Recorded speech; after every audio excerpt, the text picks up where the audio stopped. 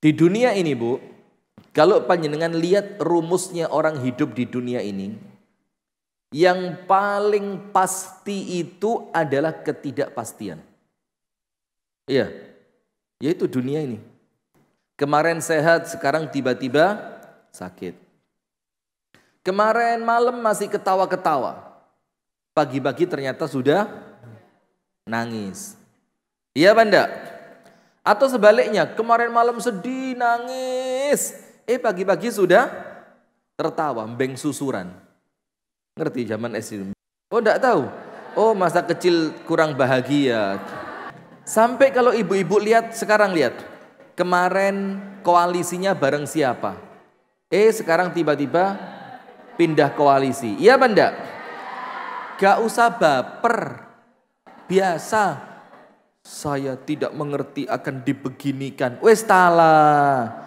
Kayak gak ngerti politik ae. Wong panjenengan ya sudah puas di dunia politik. Ya kan begitu. Artinya itu dunia. Kemarin kaya raya, seketika jatuh miskin. Betul Banda? Atau sebaliknya, kemarin miskin bahkan hanya untuk sekedar makan saja susah. Tiba-tiba dengan takdirnya Allah tiba-tiba jadi kaya. Dan banyak, panjenengan sempat dengar enggak berita yang Tuban itu? Yang ternyata tanah yang mereka miliki mengandung apa? Mengandung minyak, akhirnya dibeli dengan harga mahal. Akhirnya satu kampung bareng-bareng beli mobil. Kan? Ya itu.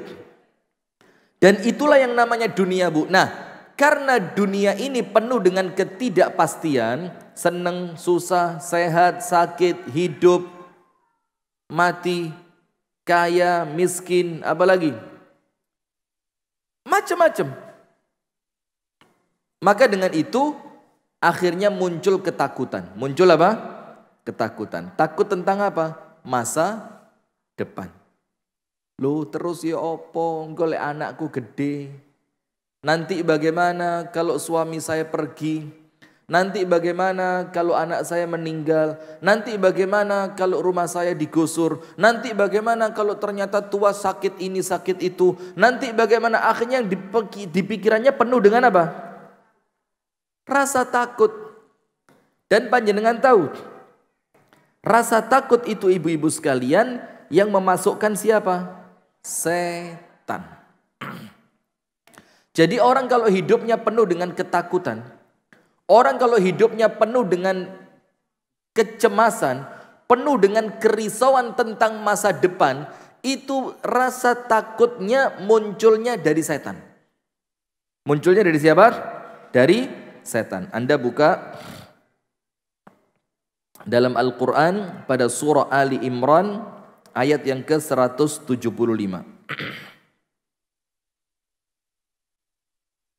Surat apa? Ali Imran ayat 175. Sekarang gini, setan itu musuh atau teman? Musuh apa teman? Musuh. Kalau setan itu musuh, berarti yang akan dibisikkan setan ke telinga musuhnya kebaikan atau keburukan? Keburukan. Berarti yang disampaikan oleh setan itu suatu kebenaran atau suatu kedustaan? Kedustaan. Yang akan dimunculkan setan dalam kehidupan Anda, ketenangan atau kerisauan. Faham sampai sini ya? Berarti boleh enggak koncoan karo setan? Boleh enggak? Nah tapi hati-hati Bu, setan itu bukan cuma jin saja. Bukan kelompoknya bangsa jin saja. Tapi ingat, setan itu disebutkan dalam Al-Quran minal jinnati wanas. Ada loh temen yang toksik. Ngerti kan temen toksik? Ben ketemu di wedeni, Mbak bojomu saiki kok mali senam sih Mbak? Kok mali olahraga? Hati-hati loh Mbak, ojo-ojo. Loh Mbak, bojomu saiki lek mulai kok mesti bengi-bengi sih Mbak? Hati-hati loh Mbak, ojo-ojo. Loh Mbak, bojomu biasanya metu loh gak tau nggak minyak wangi Mbak. Hah? Ya, kok saiki lek metu rapi nggak minyak wangi. Kenapa? Karena wujudnya manusia, tapi sifatnya setan. Karena begitu Bu, setan itu ya manusia yo jin. Jadi panjenengan ojo seneng koncoan mbek konco sing toksik. Toksik paham ya? Pokok kalau panjenengan kumpul itu hati tidak tenang. Mesti diwedeni. Ketika ketemu teman yang seperti itu, mesti pikirannya susah. Dan panjenengan perlu ngerti, setan itu bukan cuma dari kalangan jin. Ada setan dari kelompok manusia. Nah, maka ketika teman tadi mbisi yang tidak baik, ketika teman itu tadi memunculkan perasaan yang kurang nyaman, ketika teman itu tadi senantiasa menakut-nakuti Anda, maka ingat, ini nampaknya zahir teman, tapi yang dia bisikannya setan. Sekarang buka surah Ali Imran ayat 175. Supaya Anda tidak takut-takut lagi. Wis urip itu lakonono sing genah beres. Tidak usah pakai ketakutan tentang masa yang akan datang. Allah Ta'ala berfirman dalam surah Ali Imran ayat yang ke-175. Surat yang ketiga ya. Innama itu dalam bahasa Arab namanya adatu hasrin. Adatu hasrin itu artinya apa? Menunjukkan makna hanya. Menunjukkan makna apa? Hanya. Nanti ada lagi ayatnya tentang innama ini. Panjenengan insya Allah semakin ngaji semakin pintar. Ali Imran 175 diawali dengan apa? Innama. Berarti artinya apa? Hanya. Dzalikumus syaitanu yukhawwifu awliya'ahu. Itulah setan yang senantiasa amalannya, perbuatannya, bisikannya itu hanya membisikkan rasa takut. Membisikkan apa? Rasa takut. Nanti ayatnya ada. Takut miskin. Takut punya anak banyak. Jadi itu bukan program. Saya mau ngomong kok takut. Itu programnya setan itu. Sampai Anda tahu sekarang di Cina itu, Bu. Di Cina itu sedang ada krisis properti, mereka itu sedang bangkrut habis-habisan. Jadi bisnis properti di kalangan mereka itu apa? Anjlok. Kenapa? Karena sudah bertahun-tahun kok saya ngomong Cina tadi? Cina apa Amerika? Betul Cina berarti. Tidak. Anda Jepang ailingannya astagfirullahaladzim. Jangan, Cina. Jadi di Cina itu ada krisis besar. Salah satu krisisnya apa? Properti mereka tidak laku. Jadi di Cina itu sekarang ada bisnis properti yang ancur-ancuran. Kenapa? Di Cina itu, Bu, sudah beberapa tahun yang lalu, dalam waktu yang mulai agak panjang, itu mereka melarang penduduknya untuk punya anak lebih dari satu. Dan tahu enggak sekarang? Itu peraturan dilakukan dengan sukarela. Tidak pakai peraturan pun, jangankan anak satu. Banyak orang Cina yang di negeri Cina sana, RRT sana, Republik Rakyat Tiongkok sana, yang kemudian bahkan nikah tidak pengen punya anak. Bahkan tidak perlu nikah. Kenapa? Karena Tuhan mereka ini, Bu. Tuhan mereka apa? Uang. Sehingga mereka mikir, anak ini ngurangin uang. Anak ini ngerepoti. Anak ini menjadikan saya tidak nyaman. Anak ini menjadikan waktu saya berkurang. Wong tanpa anak bisa kok hubungan suami istri. Wong tanpa nikah bisa kok hubungan suami istri. Akhirnya sekarang terjadi kesenjangan yang luar biasa. Diperkirakan 30 tahun ke depan di Cina itu kehabisan anak muda isinya orang tua tok. Akhirnya karena populasi pertumbuhan penduduk menurun, ya apa? Wong kumpul laki perempuan anaknya cuma satu. Berkurang enggak berarti? Awalnya 2 sisa 1. Bahkan ada yang 2 enggak mau punya anak sama sekali. Karena mereka menganggap uang itu mahal sekali. Anak bakal ngerepoti. Akhirnya bisnis properti turun, enggak ada yang mau beli. Nilai konsumsi juga turun. Nilai produksi pun juga turun. Nah, itu loh kalau konsepnya bukan konsep Islam. Kenapa? Kembali pada Ali Imran 175. Kenapa? Innama dzalikumus syaitanu yukhawwifu awliya'ahu. Itulah setan yang kerjaannya hanya menakut-nakuti siapa? Awliya'ahu, orang yang menjadikan setan sebagai temannya. Jadi orang itu kalau bertemannya sama setan, hidupnya penuh ketakutan. Contoh, sing gampang ya. Dalam hadis tentang jimat, benda yang dianggap apa? Keramat, punya tuah. Jadi punya tuah, punya aji, punya kekuatan. Dalam hadis yang sahih dikatakan apa? Man tawakkala ala syai'in wukila alaih. Orang yang menyandarkan kehidupannya pada sesuatu ini macam-macam. Menyandarkan kehidupannya pada jabatan, menyandarkan kehidupannya pada uang, menyandarkan kehidupannya pada dunia, menyandarkan kehidupannya pada ketampanan atau kecantikan, menyandarkan kehidupannya pada materi. Termasuk yang disebut dalam hadis ini, awalnya apa? Jimat. Barang siapa menyandarkan kehidupannya pada jimatnya, apa Rasul katakan? Wukila alaihi. Wukila, wukila alaihi. Apa arti wukila alaihi? Allah tinggalkan dia untuk diurus oleh jimatnya tadi. Akhirnya apa? Karena jimat itu tidak bisa menyertai dia kemanapun dia pergi, sehingga apa? Jimatnya dibawa, harus perlu effort lebih. Aduh, harus perlu apa? Usaha lebih, ikhtiarnya lebih. Kudu hati-hati, pokoknya nandi-nandi kemana-mana ini tidak boleh ketinggalan. Sementara kalau kita pelindung kita Allah, tidak perlu kita simpen, Allah yang nyimpen kita. Tidak ada ceritanya na'udzubillah min syarri dzalik dalam tanda kutip. Oh saya mau pergi, Allahnya diambil dulu ya, dibawa. Tidak ada kan? Kalau jimat ya apa? Bawa, disimpan, diramut, nanti malam Jumat harus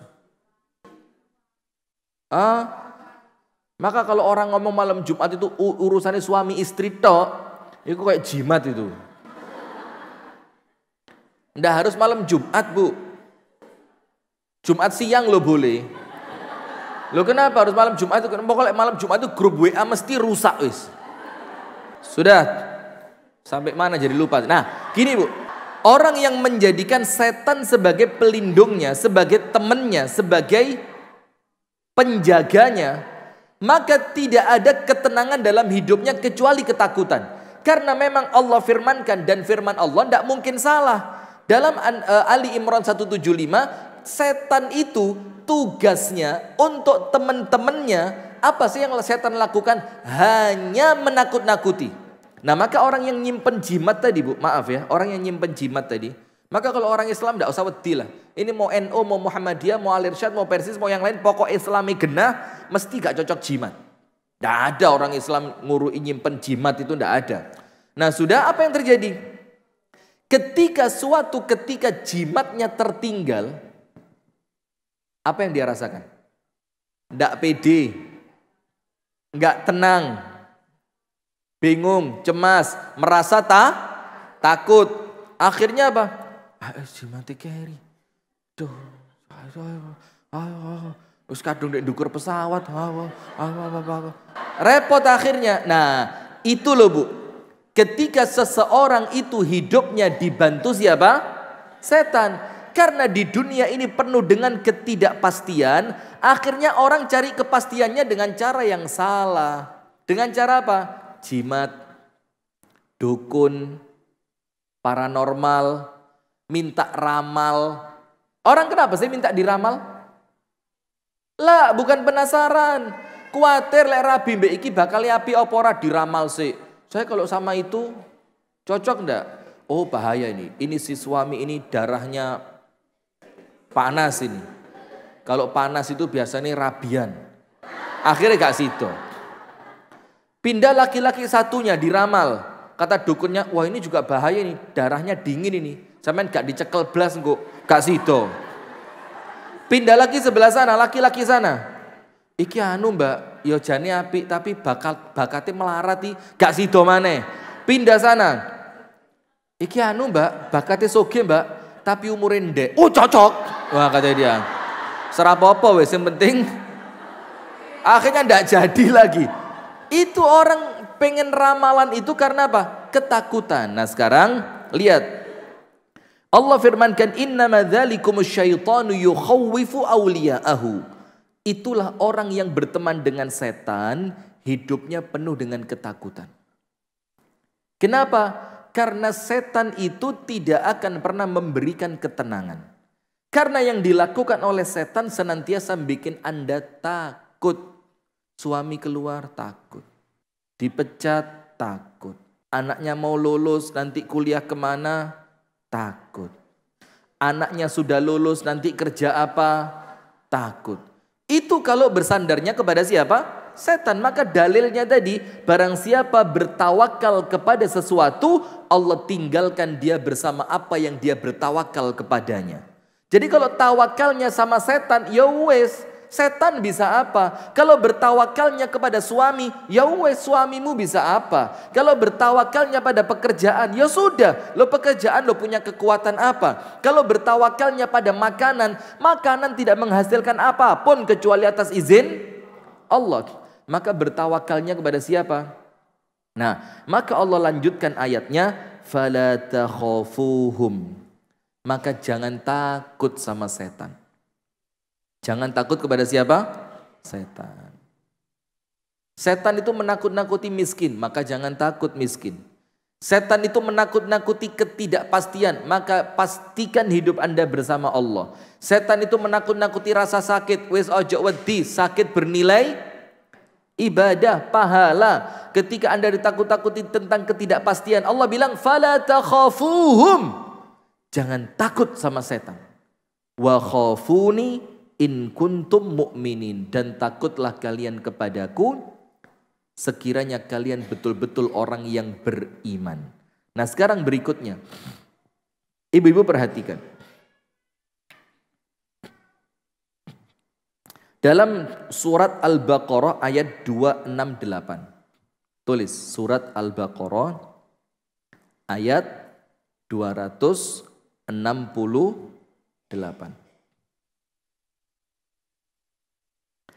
Dalam surah Al-Baqarah ayat 268 Allah Ta'ala berfirman dalam suratul Baqarah, asyaitanu ya'idukumul faqra wa ya'murukum bil fakhsya wallahu ya'idukum maghfiratan minhu wa fadla wallahu wasi'un alim. Penutupnya apa? Wallahu, dan dialah Allah, wasi'un, yang maha apa? Luas, al-alim, yang maha mengetahui. Kenapa penutup ayatnya kok Allah yang maha luas? Kenapa kok penutupnya Allah yang maha mengetahui? Lihat ayat awalnya. Nomor 1, asyaitanu ya'idukumul faqr. Yang bikin panjenengan takut miskin itu siapa?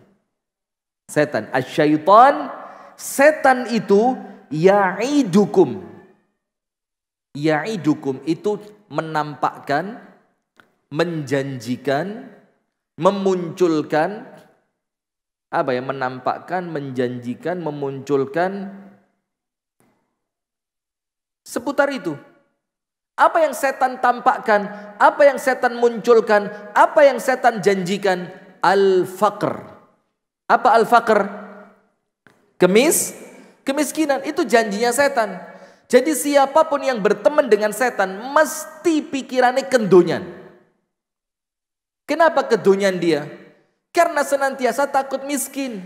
Karena setan bisi ojo sodakoh. Lek sampean sodakoh nanti melarat. Setan itu ya'idukumul faqra, menjadikan, membisikkan, memunculkan, menampakkan, menakut-nakuti kalian dengan apa? Kemiskinan. Jadi orang kalau hidupnya penuh dengan ketakutan, Ali Imran 175, siapa yang takut-takut itu? Orang yang berteman dengan setan. Mesti penuh ketakutan.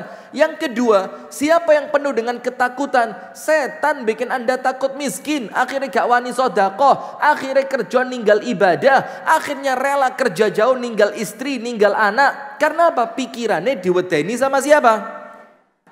Kebanyakan bahasa Jawanya enggak? Anda orang Jawa. Kata yang nonton YouTube, aduh apa gitu.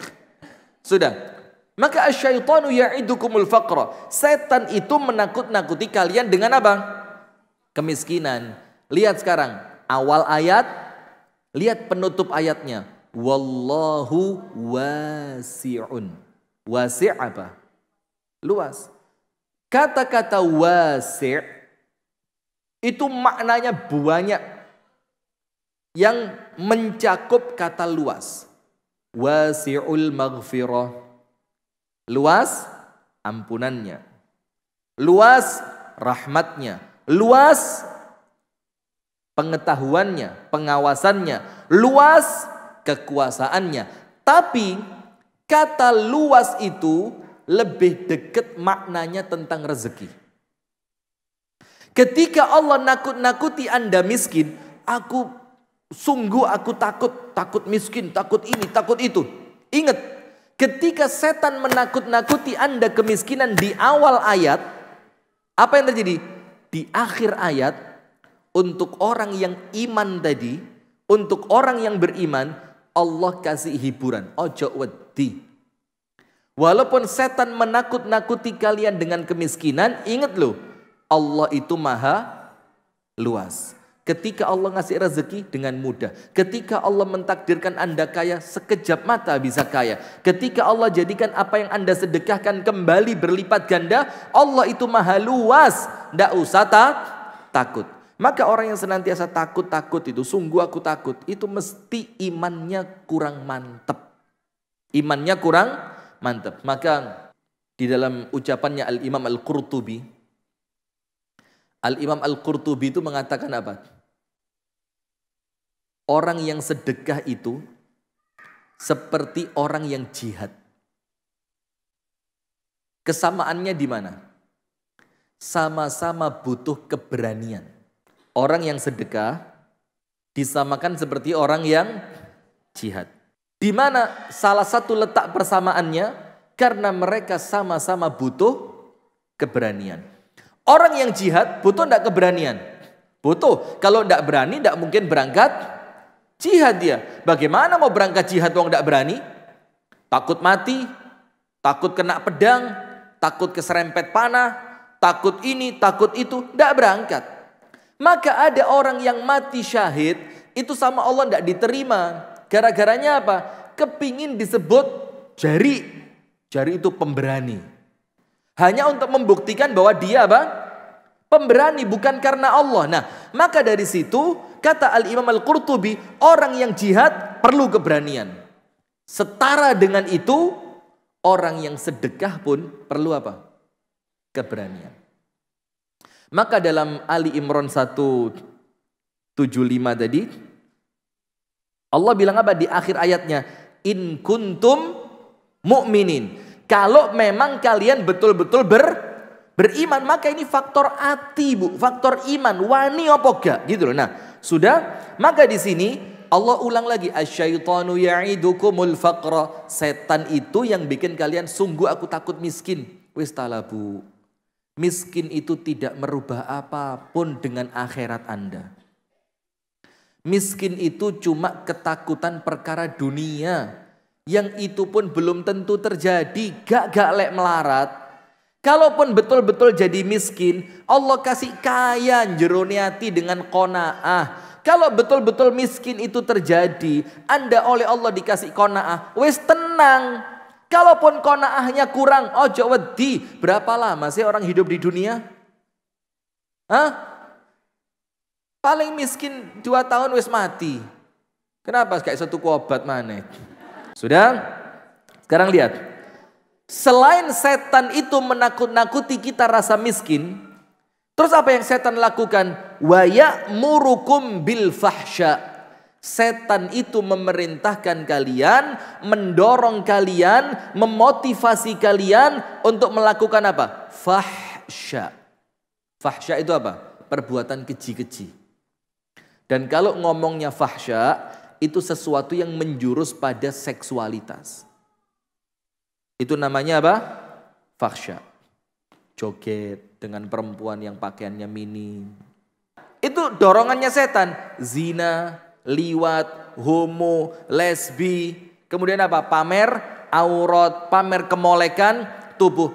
Nah, terus sama Allah ditutup apa?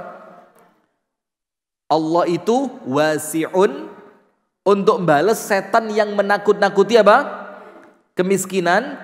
Dan untuk setan yang suka mendorong pada perbuatan fahsya, Allah tutupi dengan apa? Alim. Ingat loh ya, Allah maha tahu. Nah, sementara yang Allah janjikan apa? Wallahu ya'idukum maghfiratan minhu wa fadla. Sementara yang Allah janjikan maghfirah. Maghfirah itu apa? Ampunan. Fadla itu apa? Karunia. Karunia itu Bu diartikan kekayaan. Setan nakut-nakutin miskin, Allah menjanjikan kekayaan. Setan ngajak kalian untuk berbuat fahsya, Allah menjanjikan untuk kalian ampunan. Dan Allah itu maha luas dan Allah maha mengetahui. Nah, sekarang begini Bu, kembali. Kalau dunia ini penuh dengan ketidakpastian yang akhirnya menjadikan panjenengan penuh dengan ketakutan, ya enggak? Oh, aku nanti takut loh. Keturunanku itu mulai bapakku, ibuku dan dulur-dulure kabeh itu rata-rata tuanya stroke. Akhirnya mulai muda takut, durung stroke wis kepikiran. Itu dunia. Maka tutup ketidakpastian itu dengan satu hal. Ditutup dengan apa? Hal jazaul ihsani illal ihsan. Ini kepastian. Hal jazaul ihsani illal ihsan. Apa Bu? Hal jazaul ihsani illal ihsan. Itu surat apa? Surat Ar-Rahman. Itu untuk menutupi ketidakpastian. Apa artinya? Allah memastikan di dalam ayat ini Bu, bukankah? Jadi kalau Allah bertanya bukankah, itu tidak perlu jawaban. Tapi apa? Ini seakan-akan Allah ingin menunjukkan. Contohnya gini, misalkan ada seorang anak mulai sekolah nangis, pulang sekolah apa? Nangis. Kenapa? Teman-temannya bajunya baru, dia bajunya masih lama. Terus ibunya bilang, loh nak, bukankah bapakmu itu orang kaya? Perlu jawaban apa enggak? Enggak perlu. Tapi pertanyaan itu bikin anaknya apa? Tenang, gede hati. Supaya apa? Loh, kalau cuma seragam nak, bukankah bapakmu kaya? Maksudnya apa? Wes talah, bapakmu itu kaya. Kalau cuma sekedar seragam, pasti dibelikan. Faham enggak? Maka ketika Allah tanya, hal jazaul ihsani illal ihsan, bukankah balasan dari suatu kebaikan itu adalah apa? Kebaikan yang serupa. Kalau panjenengan ihsan, ihsan itu baik, sama Allah dibalas apa? Ihsan. Sementara lihat, ketika Allah membalas kebaikan, kebaikannya serupa atau lebih baik dan lebih banyak. Nah, maka ibu-ibu sekalian, ini jelas Bu, Allah mengatakan, wes talah, jangan takut, jangan takut. Kalau Anda itu orang baik, jangan takut kebaikannya tidak berbalas. Jangan takut nanti kebaikan saya dibalas keburukan. Jangan takut nanti masa depan saya bakal seperti apa. Jangan takut nanti kalau saya meninggal siapa yang ngelawat, banyak atau sedikit. Karena orang ada kepikiran loh Bu, golek aku mati sing ngelawat mosok didik rek. Iya jadi aku judes ini tapi ya mosok tonggoku ramarani rek kok ramen gitu. Ya judesku kan pada tempatnya gitu. Takut loh. Nah, maka oleh Allah ditutup. Di bahasa Inggrisnya itu biar lebih mudah ya. Ketakutan itu, peluang untuk takut tadi, bahasa Inggrisnya sama Allah disumpeli. Jadi disumbat, itu bahasa Indonesia. Ya saya mau bahasa Inggris. Sama Allah disumpeli. Disumpeli dengan apa? Dengan ayat tadi, hal jazaul ihsan ilal ihsan. Tapi ingat, balasan kebaikan itu belum tentu dari manusia. Tapi akan muncul ketakutan yang baru kalau Anda berbuat baik, harapannya karena manusia terbatas. Belum tentu dia bisa membalas kebaikan Anda. Bukan tidak mau balas loh ya. Dia mau balas. Tapi karena memang dia terbatas. Maka rasa takut tadi Bu sama Allah ditutup. Ditutup pakai apa? Hal jazaul ihsan ilal ihsan. Tapi ingat, kalau balasan baik yang Anda harapkan dari kebaikan yang Anda lakukan dari manusia, justru akan memunculkan rasa takut baru. Kenapa rasa takut yang baru? Bisa enggak dia balas saya? Kalau balas sesuai enggak dengan apa yang saya kasih? Kalau dia balas, dicerita-ceritain enggak ke orang nanti? Muncul ketakutan baru. Maka balasan kebaikan dari kebaikan yang Anda lakukan, itu berharapnya jangan kepada manusia, tapi kepada siapa? Allah. Kenapa? Innallaha la yukhliful mi'ad. Karena ketika Allah yang menjanjikan, maka Allah tidak akan pernah mengingkari janji. Tak kasih satu cerita supaya kita ngerti betul. Cerita ini mungkin Anda pernah dengar sebelumnya dari saya. Kalau dari orang lain tidak mungkin, karena ini kisah saya sama teman saya. Saya punya teman waktu kuliah. Dan mungkin panjenengan pernah dengar cerita ini dari saya. Tapi apa? Cerita ini sangat inspiratif minimal untuk saya. Mudah-mudahan panjenengan juga terinspirasi. Teman saya itu Bu, di tempat kami kuliah itu Bu, itu kuliahnya yo ndak bisa dibilang mudah lah, walaupun dibilang susah yo ndak. Tapi standarnya rodok luwih dukur timbang tempat yang lain. Karena di sana itu fikih itu bukan pemahaman tapi apalan. Jadi apalan. Kemudian apalan Alfiyah Ibnu Malik untuk Nahwu Shorof. Pokok isinya apalan. Sementara dalam satu semester itu ada 8 pelajaran, 8 mata pelajaran. Kalau 3 nilainya ndak sampai, lupa saya, enggak, bukan 8. Nilai minimal itu 6,6 atau 6,7 itu. Ada 3 mata pelajaran yang di bawah itu, maka ndak naik semester. Turun. Bukan turun dia diliburkan, ndak naik, plus ndak boleh ikut satu semester. Jadi ketika nanti dia naik, itu ketinggalan setahun sama temennya yang awal. Jadi ketinggalannya apa? Setahun. Itu kalau sekali. Kalau 2 kali ya ketinggalan 2 tahun. Kalau 3 kali sampai maksimal 4 kali. Sudah? Ada satu teman saya. Baiknya Masya Allah. Luar biasa. Baik Masya Allah. Tidak pernah macem-macem. Sekolahnya yo tertib. Tidak pernah telat. Masya Allah luar biasa. Di tempat sholat juga Masya Allah khusyuk. Di tempat makan juga tidak seperti teman-teman yang lain. Kalau lagi makan itu biasa nih kan. Rame, guyon. Nah teman yang satu saya ceritakan ini. Baik di kelas baik. Di tempat ibadah baik. Di ruang makan baik. Di luar sekolahan juga baik-baik orangnya. Tapi Allah uji dia dengan akal yang kurang mumpuni. Jadi kemampuan akademisnya itu sedikit turun di bawah. Kalau saya Bu, yus isin, wedi, mulai, takut. Tapi subhanallah ketika teman saya ini nilainya tidak sampai standar tadi dan akhirnya dia turun kelas. Dan tidak boleh ikut kelas, harus libur 1 semester. Sudah turun, libur 1 semester. Sudah, itu Bu, tidak dapat uang saku di Lipia. Tidak dapat mukafaah. Jadi 1 bulan itu kita dapat uang 800 ribuan rupiah sebulan, per bulan. Dari kampus.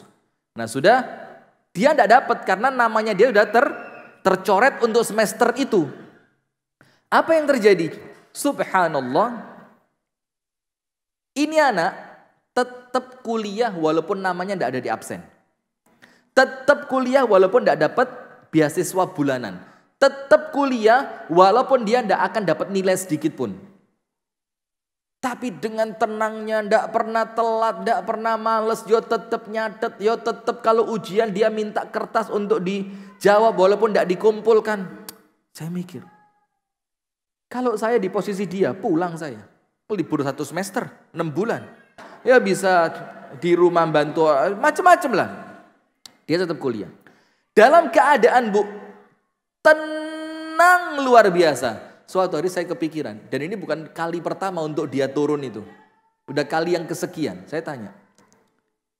Saya tanya sama dia, katakan namanya Sulaiman gitu ya. Kok ente tetap kuliah? Kan pulang bisa. nyantai di rumah. Kok ente tenang banget padahal sudah kesekian kali tidak naik. Kok ente tetap bahagia betul, tetap datang, tetap sekolah, tetap ujian, tetap bawa buku, tetap nyatet, tetap ngasih stabilo di pelajaran yang penting. Padahal ini loh tidak kuat.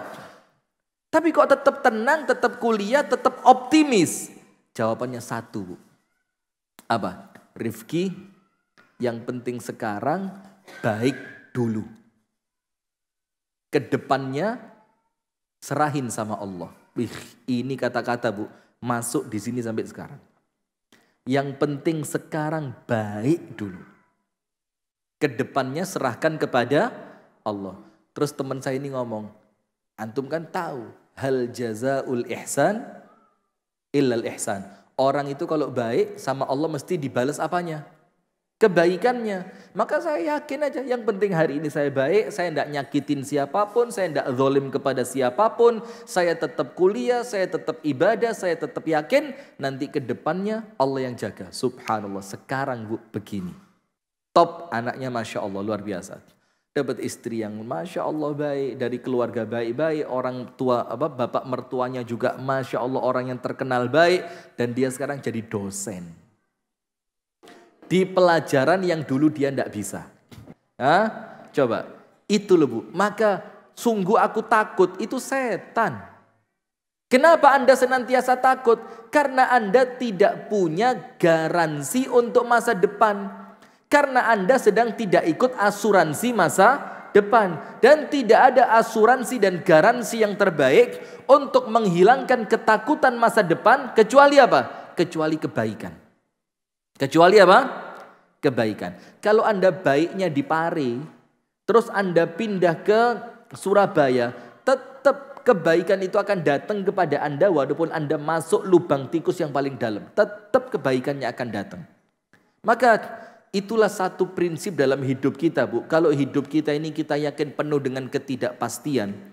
Kalau hidup kita ini senantiasa penuh dengan rasa takut masa depannya bakal begini, bakal begitu. Nanti anakku bagaimana, nanti suamiku seperti apa. Nanti kalau ditinggal ini bagaimana, nanti kalau ditinggal itu bagaimana. Ingat, ketakutan bisikannya siapa? Setan. Sementara yang Allah janjikan untuk kita apa? Ampunan dan keluasan karunia dari Allah. Sementara rumusnya cuma satu, hal jazaul ihsani illal ihsan. Yang penting sekarang dulu jadi orang baik. Nanti ke depannya serahkan kepada siapa? Allah Subhanahu wa ta'ala. Pakai sumur bor susah, pakai sumur besar juga susah karena berbatu. Ya, batunya seperti ini.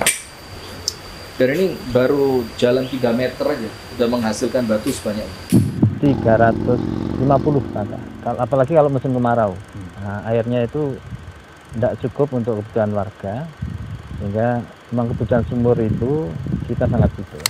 Kemudian kami mengajak kepada jamaah sekalian, dengan banyaknya program-program kebaikan yang kita lakukan, sebagaimana kita menggali sumur, kita memberikan seragam untuk TPQ, kita membuat renovasi masjid, musola, bahkan kita membangun masjid, maka kami terus mengajak kepada jamaah sekalian untuk tidak lupa senantiasa menambahkan saldo kebaikan akhirat Anda pada nomor rekening di bawah ini, yang semoga setiap amal yang kita lakukan mendatangkan kebaikan, keberkahan untuk kita, keluarga kita, dunia sampai akhirat. Barakallahu fikum. Assalamualaikum warahmatullahi wabarakatuh.